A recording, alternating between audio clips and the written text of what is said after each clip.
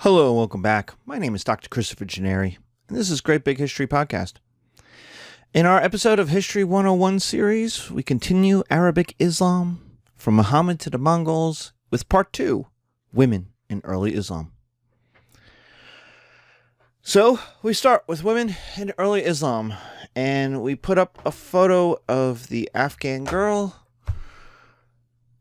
from National Geographic from the 80s, which has a history to it that is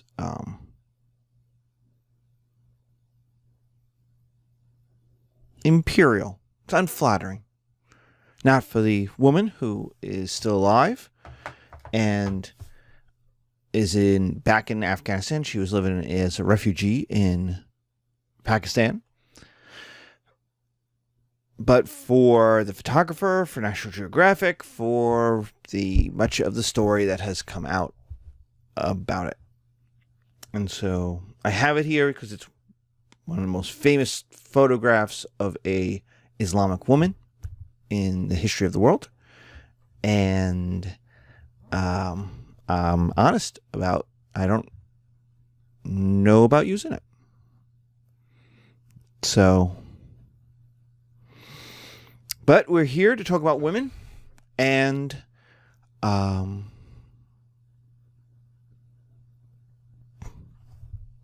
it's not always a pleasant story. So, for women in Islam, we have 3 stages. That's the way to think about it. We have the pre-Muhammad, the Mohammedan, and then the imperial, the Caliphate periods.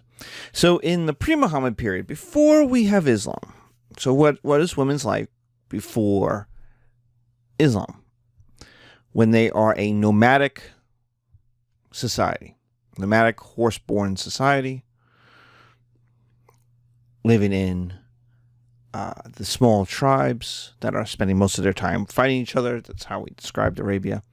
Well, it's a poor society, and so women's labor is important. Women contribute a lot to the economic success of the family and the tribe, and so they have rights and a form of independence, as we've talked about with nomadic women.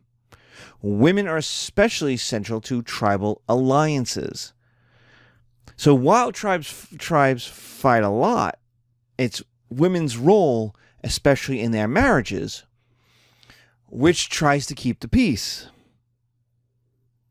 So while I may get into a fight with some guy of a different tribe, and I may want to start a war, and I hate this guy, and I'm going to go fight him, my wife is like, well, he's married to my sister's husband's cousin's favorite friend's aunt, which makes him family. You can't fight him.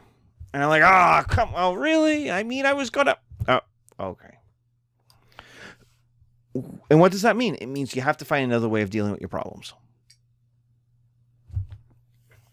And so women become central to these tribal alliances. They are their marriages, their lives, their children, their existence become the grease that it keeps these societies from just falling apart into barbarism and just wiping each other out.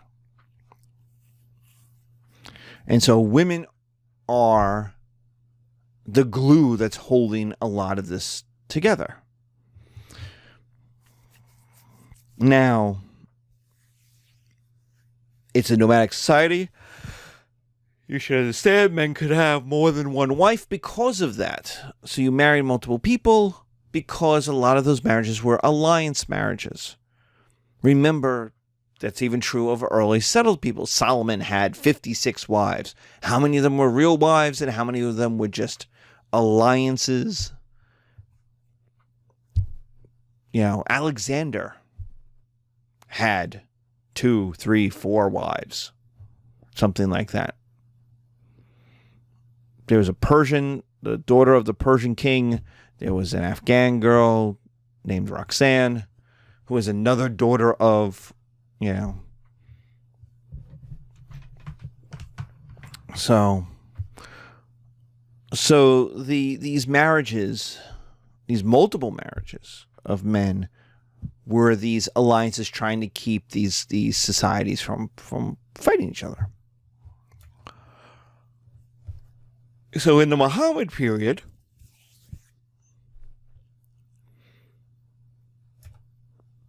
women become the mothers of believers. So like in the Code of Hammurabi, their reproductive role becomes highlighted. They become the mothers of the next generation of Muslim men and the next generation of Muslim women, who will give birth to the next generation of Muslim men. They are also the ones who are going to raise these children to be good Muslims. Right? There's no schools. Remember, there are no schools. There are no universities. This is still a poor society. Muhammad is warring against other tribes. He's uniting them. He's building this together. Arabia is still in the middle of nowhere. And so they're carving out this new role within the religion while bolting it onto the roles women already had. So they still work. They still provide. They're still economically important. But what Muhammad is emphasizing is their caregiving, their reproductive and their caregiving roles. So this is a change from the pre-Muhammad period where their economic role is highlighted. And it makes sense. If you're Muhammad, you need more Muslims. There's only two ways of getting more Muslims. You have to conquer and get more converts, which was a dicey proposition in the earliest days, or you have to make new Muslims. You have to give birth to them and raise them to be Muslims. So what he's doing is supporting both methods. So what do women now need? To be the mothers of believers, they need protection and education. They need protection to be able to do their jobs as women, as mothers. They need protection from poverty. They need protection from famine. They need protection from want. They need to be able to sleep at night, knowing that they're safe. And that protection needs to be provided by men. They also need education. Why? And education in what? Well, remember in our class, we always mean education as literacy, the ability to read and write. They don't need high-level Greek philosophy, but they have to be able to read and write. They have to be able to analyze. They have to be able to comprehend language and what they are reading. So basic reading comprehension. That's what all education is at this point. You know, if you're really rich, you can go higher than that. But for the basic education, whenever we're talking education, we mean literacy, being able to read and write. Well, only 5% of Arabs can read and write. So why should women suddenly get a right to read and write? Why should ordinary peasant women get a right to read and write? Well, because to raise children as good Muslims, you need to use the Quran. Remember, the Quran is the complete guide to living. The Quran is a book. From the very beginning, just like Judaism, it is a literate society. It is a religion that demands its followers read the scriptures. That's a major change for Arabs from pre-Islam to post-Islam. It's in it's a same change that happens in Europe following the Protestant Reformation. Because Protestantism, whether it's Lutheranism or any of the others that prop up, all demand you be able to read the New Testament. If you can do the Old Testament too, it's confusing. There's some problems there, but great. But you gotta be able to read about Jesus and the apostles. You have to. So literacy matters in Protestant societies in a way that can be argued doesn't in Catholic societies, where the Catholic Church, continued to preach the gospel, but you didn't own it. It continued to be in Latin, but for most people, they didn't have it in their hands. So they couldn't read it. Well, in Islam, you are supposed to read the Quran. And remember, the Quran is also supposed to be in Arabic, too. So there's that. So women have to be able to read and write.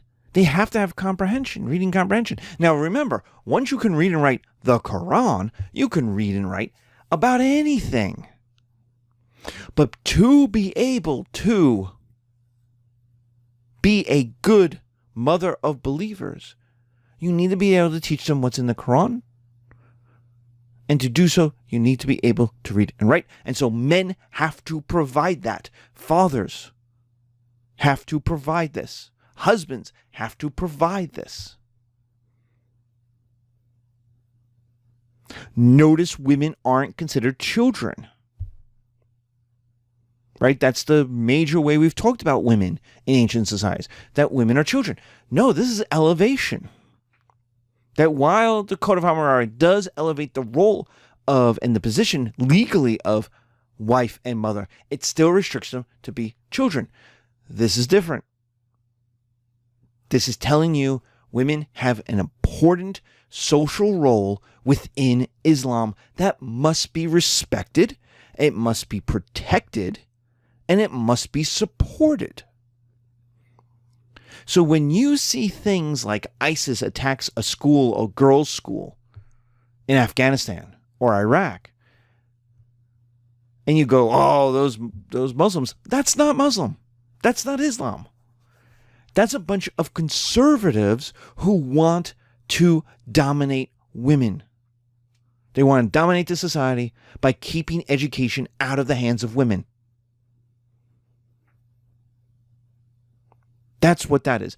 They may say, oh, we're more Islamic than anybody else, but you're not. Nobody is more Islamic than Muhammad. Nobody. Only Allah. And so to say women shouldn't have an education, to say we're going to attack a school, to throw acid in people's faces, that's not Muslim. That's not Islam.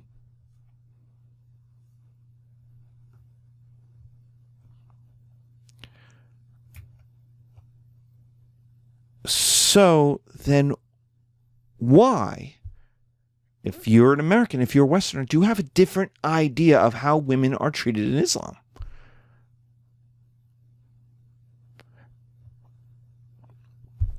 Because while the Muhammad period is not, say, full equality, it certainly fits into the kind of Donna Reed 50s housewife, WandaVision style of women, and not the oppression that many in the West see as women's lives,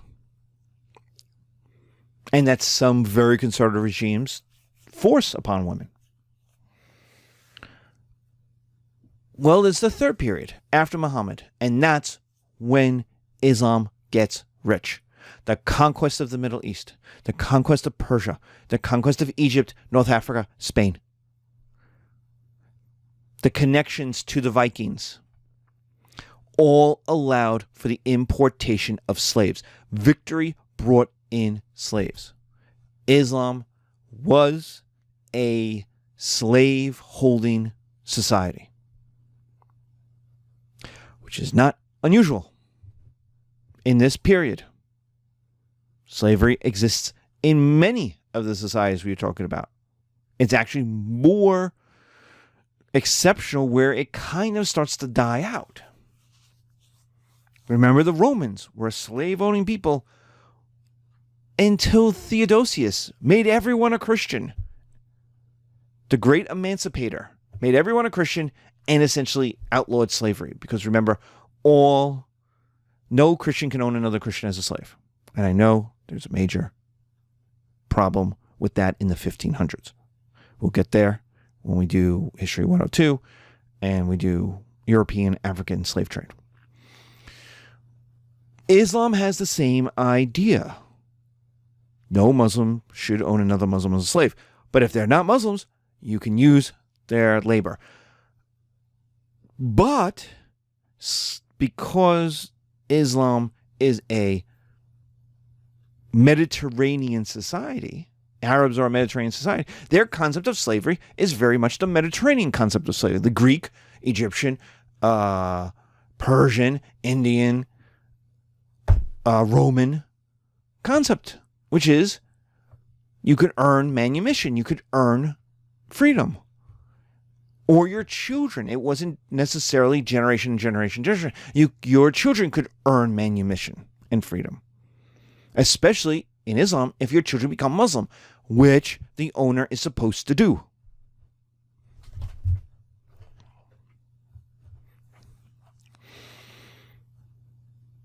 Because you're supposed to make new Muslims. The world is supposed to be Muslim. So, as a good slave owner, you're supposed to introduce them to Islam. Just like as a good slave owner in the American South and in the Caribbean, you were supposed to introduce people to Christianity. Now, what was supposed to happen and what's supposed to happen in the Islamic world and what was supposed to happen in the American world was then, having been taught and having achieved religious equality, these people were then supposed to become citizens, and if not them, their children become free men and enter into society. What this does, though, is bring in an immense amount of money and an immense amount of labor that can then be used by the Arabs to get rich. And that's great. If you're an Arab, you have lived generations as far as anyone could ever relate as poor people. And you have watched the Mesopotamians, the Indians, Greeks, Romans come through your desert on the way to somewhere else, carrying the wealth of civilizations, and you were locked out of it. And now it's yours. Congratulations. To the victor goes the spoils. An unforeseen problem with that is that women no longer need to work. No, honey, you don't have to work. You don't have to go to the store. I can get a slave to do that. No, you don't have to pick in the fields. No, you don't have to butcher the goat. I can get a slave to do that. Relax. In very much the same way as Victorian industrialization, the wealth of early industrialization allowed British men to make enough money that their wives didn't have to work. Islam does the same thing. And the idea is women don't have to work. Isn't this wonderful? This is a good thing. Because work sucks. Remember, if you won $100 million in the lotto, the first thing you would do is quit your job. Everybody would. And then you'd set up a new thing to keep you occupied. But you'd be like, working for $10 an hour? No. Sorry, I'm worth $100 million. I make more on the interest than you could possibly pay me. So thanks, I'm gone. I have other things, better things to do with my time. So this is seen as a good thing. Islamic society has made it. Islamic society is wealthy enough, its women don't have to work. The problem is that women don't have to work. which means they are sucked out of society. What do you now do with these women? They don't have to interact in the larger society. Or two things that were considered good things. They bring in Byzantine and Persian ideas, having conquered the Byzantines, who, remember, built Constantinople, the greatest city in the whole wide world, and conquering the Persians, who at one point owned all of this, all the Middle East, and have built Persepolis and are a great and old and significant culture. Having conquered both of those, they brought things out of those cultures. From the Byzantines came the idea of separation of men and women. They looked at Greek homes and they went, oh my God, they are so rich. The Greeks are so rich. They have separate bedrooms. They have separate sections of their house. Men are on one side, women are on the other. Oh, I got to build a house like that. Like, women have their own space. Isn't that great, honey? And she goes, oh, I could do the sewing, and I could do the cooking, and I could do this. And when I have the girls over, we could hang out here. And the guy's like, I could have a man cave. And like, that's great. But it also means, like, men and women don't interact. You know, rich people can afford separate bedrooms. Kings and queens did not sleep together. They may have had sex, but they did not sleep together. The men had one place where they could do war and economics, and he could have affairs.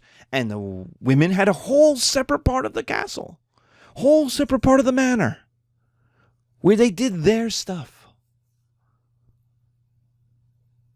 And then they came together for public ceremonies, and if they liked each other, private stuff too. But they were rich, so they did their own thing. Men did men stuff, women did women stuff. And let's be honest, while we may think we live in a better world, the amount of women's stuff I do as a regular American man would get me laughed at by most kings in the ancient, medieval, and early modern period. They're like, what are you doing? Remember, the Arabs are poor, so women lived with each other, lived with men. Now they're getting rich, and they take the Byzantine idea of separating. That men have a men's role, women have a women's role. And that was considered a good thing. It was a step up. You were buying a better house. The Greeks did this. How could it be wrong? They built Constantinople. And the second thing is the idea of the veil. Now that is different than the head covering. In the Middle East, everyone wore a head covering. Everyone. All women, most men wore a hair covering. Why? You lived in a desert with a lot of sand. My veterans from Iraq will tell you in no uncertain terms where that sand gets into. And the answer is everything. I had one student who's like, I have been home 8 months. I am still getting sand out of stuff. Sand gets into everything. So what do? You cover up. Look at the Virgin Mary. If you think head covering is a weird Islamic thing, look at the Virgin Mary. You will never, ever, ever, ever, ever, ever, ever, ever, ever see her hair down. Ever. She is covered. She is humble. Her hair is for her and her husband. She is never portrayed with flowing locks down her shoulders and her breasts. Never, ever, ever. Why? Because nobody did. Why? Because you lived in a desert and you tried to keep the sun and the sand out. So what we're talking about, what the Persians created was the veil that covered the nose, the mouth, half the face that left the eyes exposed. So there are some veils that even cover the eyes. This again was considered a good thing. This is Persian. Hey, honey, look at what I found. I conquered Persia, and look at what I've got. Look at this silk that comes from China, 5,000 miles away. Oh, what do we do? Well, you wear it. The women in Persia wore it like this. Oh, and the women. It's like French women wore bikinis. And so what did American women do? Start wearing bikinis where you suddenly didn't wear 98% of your body was not covered. Why? Why does it matter that it's the French? Because the French are more sophisticated. Ooh, it's French culture. It can't be bad. If the French do it, it can't be bad. They smoke cigarettes, drink wine, and have baguettes for breakfast. It can't be bad. They're French. And so the veil is Persian. It can't be bad. So it's a fashion accessory. It's not. The point of this is that these 3 points, the women can no longer work, the idea of separating men from women, and the Persian veil covering the mouth and or the nose, were not oppressive when they start. None of them were some guy twiddling his mustache or his beard and going, ha ha ha ha, I will oppress women and take away all their rights. No. This was considered better living than how the Arabs had been living. But the effect was all the same. Isolation. The loss of rights. The loss of education. Because women no longer had to teach children, why should they go to school? To learn the Quran. Because women are now separated from men, they no longer interacted. They no longer hung out. They no longer added their voices to the commonweal. They simply weren't there. They weren't in the man cave. It was a man cave. And so increasingly, women and men's socially separate and see each other as different and weird. And then you get these social conventions that, well, what men are trying to hang out with the women? Well, Romeo in Romeo and Juliet.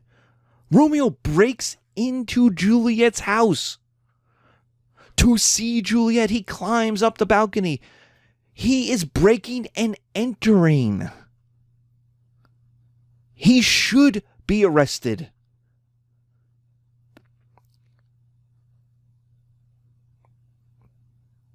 Because why is he doing that? Well, why is he doing that? To get with Juliet. He's trying to get with Juliet that night. They had a couple of dances. They were together for a little while. He stole a kiss on their first meeting, for God's sakes. I mean, this is a guy who knows absolutely no boundaries in Romeo and Juliet. This is not romantic. This is a guy who doesn't respect anybody's boundaries. Juliet might think it's hot, but he doesn't respect her boundaries or her family's boundaries or society's boundaries at all. And so why would a guy try to see the women? What is he trying to do? Well, he's trying to get the nookie. And that's a bad guy because he's not respecting the social protocols.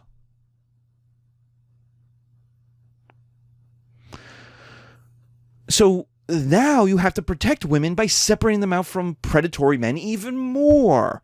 And so you get more dresses, you get more veils, you get more stuff to, quote, protect women from men, from sexually predatory men.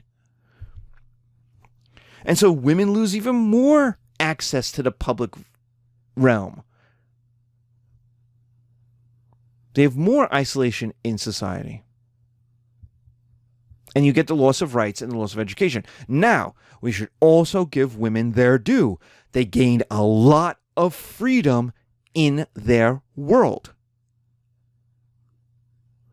They have an entire part of the house that's just theirs. The men aren't supposed to enter. The men aren't supposed to comment on the decoration. It is a woman space. It is a female space. And within that space, women dominate it. And so women gain power in there. We see this very clearly in the harem, which is portrayed as this, well, the king, the sultan goes in and gets to have sex with whoever he wants. He has 300 women. But within that world of 300 women are hierarchies, are power structures, is a lot of women. The convent works the same way as a female-only space. All the jobs are done by women. All the education is done by women. All the teaching is done by women. By getting rid of men, women gain freedom and power. So there are plenty of women, plenty of Islamic women, who do not see any of this stuff as oppressive. Just as there are conservative American women who look aghast at what has happened to American femininity. Remember, the Equal Rights Amendment was destroyed, was failed, not because of men in America, but because of conservative women. So there are plenty of women who say, if you take all of this stuff away, we lose what structures of power we have. And so they don't see it as oppressive. So I want to try to explain all this stuff. I know it's complicated, and it's all different cultures, and I'm trying to give everyone their due, because there are plenty of women who will give testimonials that their head covering is not oppressive to them. It is freeing to them. There is a video of an Muslim woman who she claims to be a Muslim woman. I don't know who she is, but of doing the walk through New York streets, where she walks as a New York American woman, shorts, halter top, hair up. And how many times she gets harassed. They have like a number counter, and it's bing and bing. Every time some guy says, hey, baby, some guy walks alongside her a little too long, and he's staring at her chest. They bing, bing, bing, bing. She can't go one block without some dude harassing her, right? And there's more videos like that of different groups. But what this woman did was then she went the full covering, leaving her face exposed, but her hair covered, her body covered, the full to the wrists, to the ankles. And it could be edited this way. That's always a possibility. But they will show you 15 minutes of her walking in New York without being harassed, without being hey babied, without being stared upon, without being sexually harassed and turned into an objectified. Thank you. And that's freeing. Because in the public sphere, what all of that covering did, what the veil did, what the separation did, was turn women publicly into ghosts. Which is a problem if women want to be seen. But it also meant they could do things and go places where no one cared. They had the ability to have independence away from the objectification and the observation of men. And so there was an advantage in that too. And I don't want, there is nothing in this class except fascism that is all negative or all positive. There's just ways of seeing things, and you try to understand why people dealt with them and why people do them and why people support them and why people continue them. And you do the advantages and the disadvantages. What do you gain? What do you lose? Because people then say the gain is better than the loss. And there are other people who say, no, the loss is worse than the gain. And that is a legitimate argument to have in history, in society, in culture. I want you to kind of see that. I hope I'm explaining myself well. Be safe. Take care. Thank you.